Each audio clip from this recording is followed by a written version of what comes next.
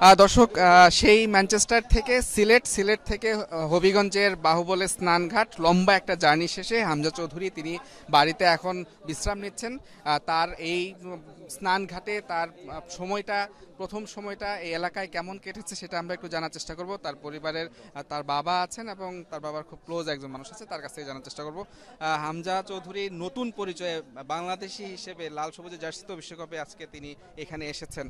আপনারা তার পরিবারের গুরুত্বপূর্ণ সদস্য বা মুরব্বী, তারই আগমনটা আপনাদেরকে কতটা আজকে আনন্দিত করেছে?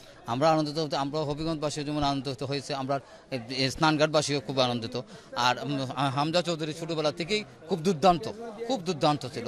সে যেমন আমি আমার দোকানে, আমার ব্যবসা প্রতিষ্ঠান হবিগঞ্জে, সে আমার দোকানের মধ্যে সে বসে কোন সময় যে কী করতো মানে বোঝাই তো শুরু থাকতে যেমন সে দেওয়ান আমরা সবসময় তার নিয়ে ব্যস্ত থাকতাম, তার সাথে আমরা থাকতো সবসময়। এই আচ্ছা, একটা বিষয় একটু, যেহেতু আজকে এখানে রমজান মাস চলতেছে, ইফতার নিশ্চয়ই, তার ইফতারে পছন্দের কোন মেনু কি আপনারা রেডি করেছেন? আমরা জানি না, আপনি হয়তো না, ইফতারের পছন্দের বলতে সে তো সব কিছুই খায়। আমরা যা ইফতার আমরা আজকে বিরিয়ানি করছি, সে বিরিয়ানি পছন্দ করে, সে পছন্দ, আমরা পছন্দ করি। আমাদের সঙ্গে ফুট কিছু আছে, এরপর যে ডালের বড়া থাকে না, ওইগুলো আছে আর কি। ইফতার যেগুলো হয় আর কি, চানা টানা থাকে, সুলা বিরিয়ানি থাকে আর কি, ওইগুলো ওইগুলো আছে, খাজুর আছে ওইগুলো আর কি। এটা কি তারই পছন্দ? সেও তো রোজা যখন, সে তো এগুলো দিয়ে ইফতার করে, কাজেই সে পছন্দ করে আর আমরাও পছন্দ করি। আমরা পছন্দ করি বলে সেও পছন্দ করে, তাই না?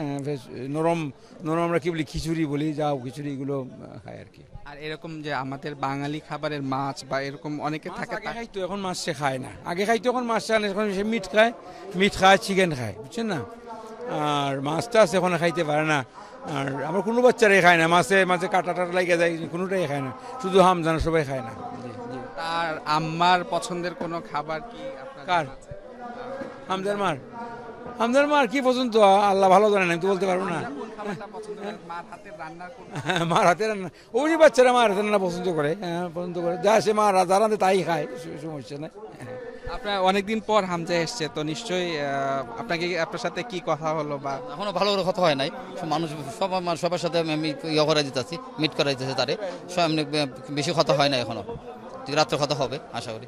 আর সবাই দোয়া করবেন তার জন্য, সেজন্য ভালো করতে হবে, বাংলাদেশে সুনাম বয়ে আনতে পারে। ওকে, থ্যাংক ইউ।